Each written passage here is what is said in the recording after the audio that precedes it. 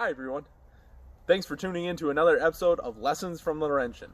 I'm Sam, and today we are talking about food waste and composting, and how you can incorporate those things into your everyday lives. According to the United States Department of Agriculture, the United States wastes 30% of all of the food that we produce.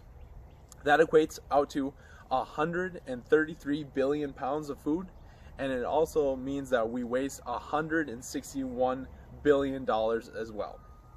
But we're not only wasting the food when we decide to throw it away, we are also wasting all of the time and water that it took to create those items. We are wasting the transportation costs that it took to get those items to our home, and we're also wasting the energy to keep those things cool until they get to our homes as well. Let's take a look at how Laurentian Environmental Center deals with food waste and composting. The staff at LEC likes to do a lot when it comes to helping prevent food waste and to promote composting.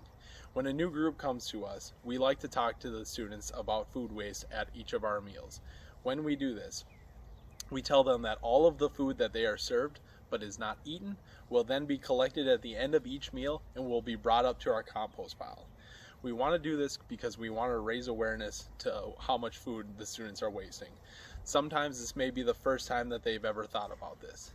At the end of each meal, what we do is we collect all the food waste into a container. That container is then weighed, and we tell the students how much food they've wasted for that meal. At the beginning of the week, weights can be as high as 20 pounds. And by the end of the week, after they think about it a little bit more and work harder not to waste so much food, can be as low as 2 pounds or even 0 pounds. What we do with the food waste, we bring it up to our compost pile. Our compost pile is just a simple wooden square that we have on the LEC campus, and we dump the food waste in there. The food will eventually break down, or some of the woodland creatures will eat from it. We like to bring it up to our compost pile so that we are not taking up precious space in our landfills. We need to save the landfills for things that can only be thrown away there. Let's take a look at what your own compost bin could look like. There are many different containers that can be used for building a compost bin, and they can come in many different sizes.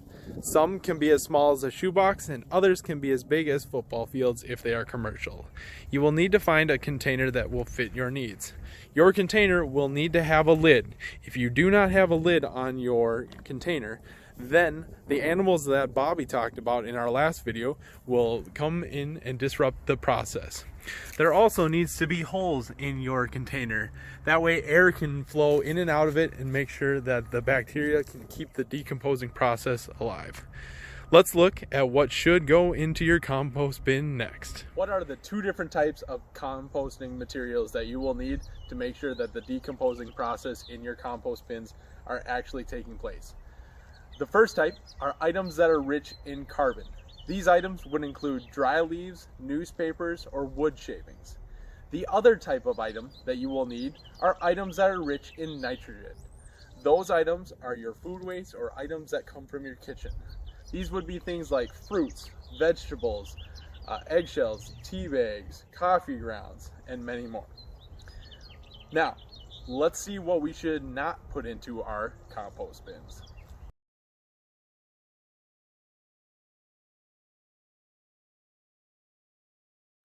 There are many different ways that you can cut down on food waste in your own homes.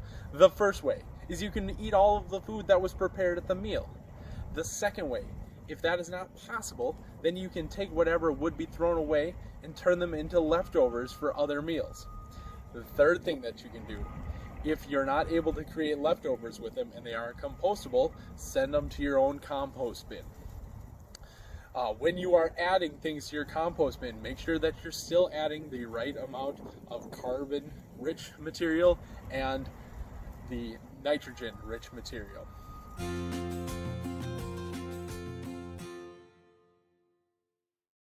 When you're doing this, make sure that you're turning that compost over a couple times by stirring it up a little bit to make sure that that process is still happening.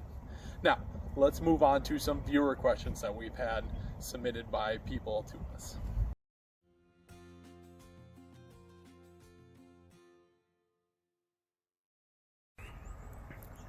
Compost bins need to stay in the shade.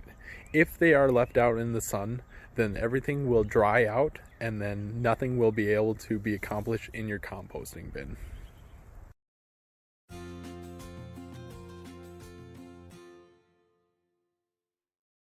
The compost material that you have created can be used as fertilizer in your garden. It helps to keep nutrients and water in the soil, and it will also help protect against drought. Hopefully, the things that you've seen in this video have helped you learn about why we need to care about the food that we waste and how to start your own composting bin. Let us know in the comments below and tell us how you like the video and if you've started composting in your own homes. Tune in next week for our 5th episode of Lessons from Laurentian, where Christian talks all about fire ecology.